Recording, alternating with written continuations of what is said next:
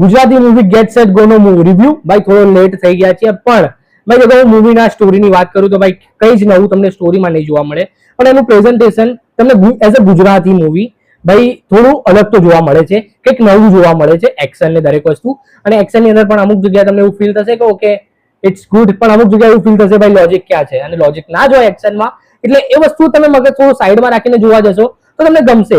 પણ એના સિવાય તમે હવે આ જે સ્ટોરી છે તમે ઘણી બધી મૂવીઝમાં જોયેલી છે તો તમને એવું ફીલ થશે બ્રો બહુ વાર જોઈ આ સ્ટોરી, ક્યાંક ને ક્યાંક કંટાળો પણ આવી શકે છે મૂવીની અંદર.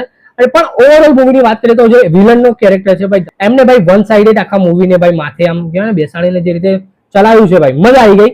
બાકી બીજા જે પણ કેરેક્ટર છે એની અંદર મને એવું લાગ્યું ભૌમિક સંપતની જગ્યાએ ભવ્ય ગાંધી હોત તો અમુક જે કોમેડી એલિમેન્ટ્સ પર થોડા એડ કરત દરેક વસ્તુ કરત તો વધારે મજા આવત. બાકી એના સિવાય એઆઈ નો યુઝ તો તમે કેમ જ કરો છો મને એ નથી ખબર પડતી યાર. Please makers and Gujarati industry હોય કે ભાઈ કોઈ બી ઇન્ડસ્ટ્રીના લોકો જોતા હોય પ્લીઝ એઆઈ નો યુઝ આ રીતે ના કરો યાર મૂવીની અંદર.